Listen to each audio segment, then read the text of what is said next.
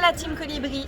Cette semaine, on vous propose de nous accompagner à Girona, à Tossa de Mar et à Lloret de Mar. Parce qu'ils ont décidé de sortir de la matrice, ils construisent leur antidote pour entrer dans le monde réel.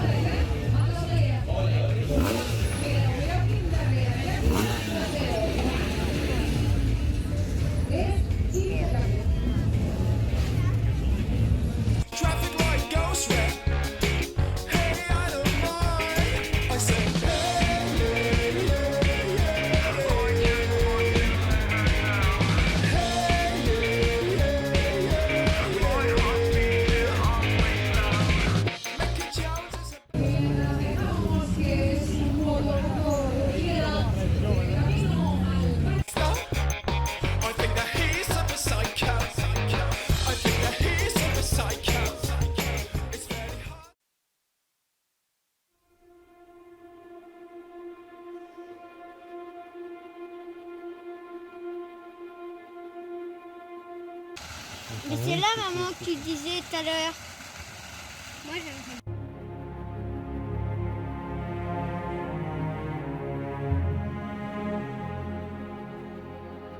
Nous sommes dans la région du chêne-liège. Il y en a partout, on est dans une forêt de chêne-liège. Et on voit la ligne de démarcation là où ça a été récolté. Ça a été coupé ici. Et toute l'écorce là a été récoltée. Là on voit qu'elle est un peu repoussée. Qu'elle est régulière, pas lisse mais régulière, et on voit sur celui-là là, qu'il est beaucoup plus aéré, qu'il est beaucoup plus vieux.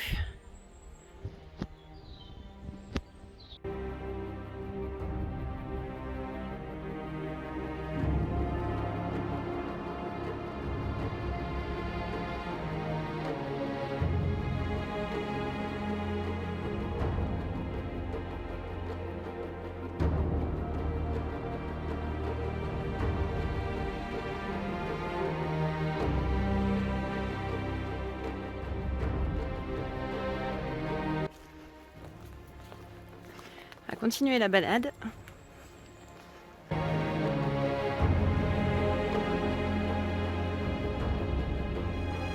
Là encore, on voit bien la démarcation. La première partie du tronc qui a été coupée et récoltée.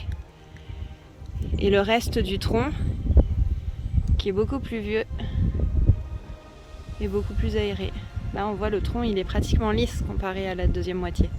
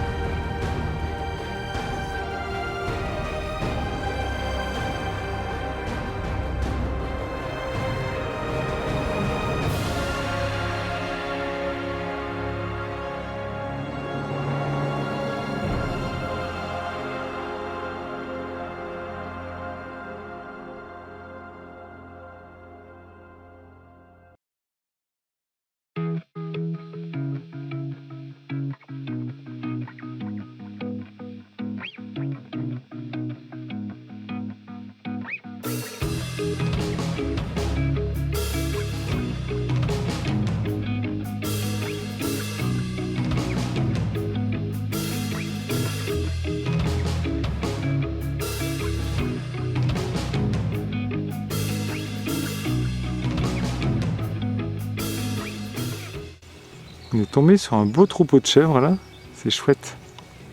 J'expliquais qu'aux filles, avant le vrai travail du berger c'était ça. C'était de faire pâturer son troupeau, que ce soit vache, chèvre ou mouton, et pas forcément rester dans un pré.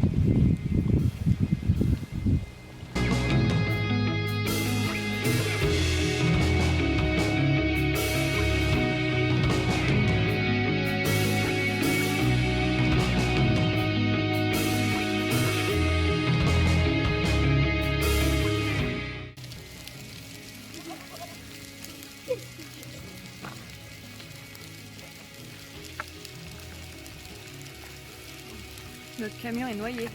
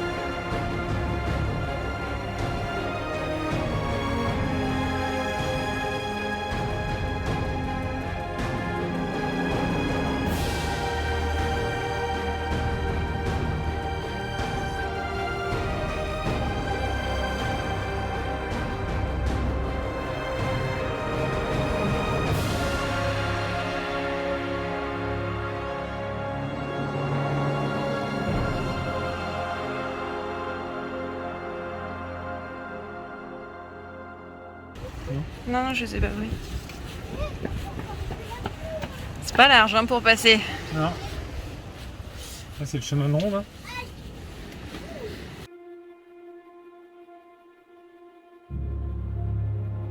Allez, on va emprunter les petits passages. Je vous ai pas filmé Franck, mais ça valait le coup d'œil quand même. Hein. Il est un peu trop petit pour nous. Hein. Tadam! On arrive sur une jolie terrasse avec une jolie vue sur la mer.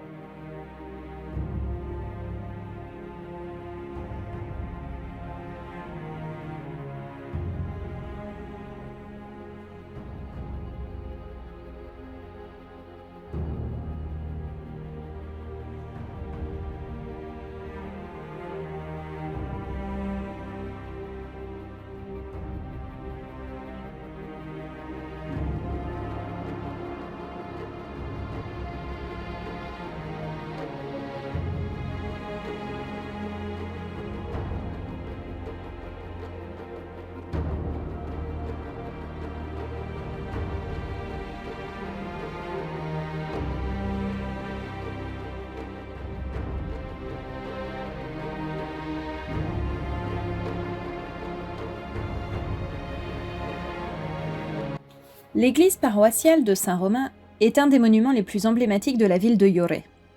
Il s'agit d'un ensemble architectural composé de 3 points d'intérêt distingués, l'église, la chapelle du Très-Saint et la tour du clocher. Marquée par un style gothique frôlant la période de transition vers la Renaissance, l'église fut construite entre 1509 et 1522. À l'origine, elle était formée d'une abside heptagonale et d'une nef spacieuse et allongée, soutenue par des contreforts robustes. Les chapelles latérales du Rosaire, du Carme, de Saint-Pierre et de Saint-Elme et l'élargissement de la nef principale ont été réalisés pendant les XVIe et XVIIe siècles, au même temps que la fortification du bâtiment par le biais d'une porte levante et d'un bastion. Achevé en 1559, le retable du maître-autel fut l'œuvre des célèbres peintres Pere Serafi et Jaume Fontanet. Après plusieurs projets de petites rénovations, ce n'est qu'au XXe siècle que le grand projet de restauration moderniste de l'église prend forme. Sous la responsabilité de l'architecte Bonaventura Conil, la chapelle du Très-Saint est construite, sa coupole et ses mosaïques étant inspirées des œuvres de Gaudi. En 1936, en pleine guerre civile espagnole, l'église fut pillée et détruite, et elle ne sera restaurée encore une fois qu'à partir des années 90, dans le cadre d'une procédure de réhabilitation qui fut achevée en 2009.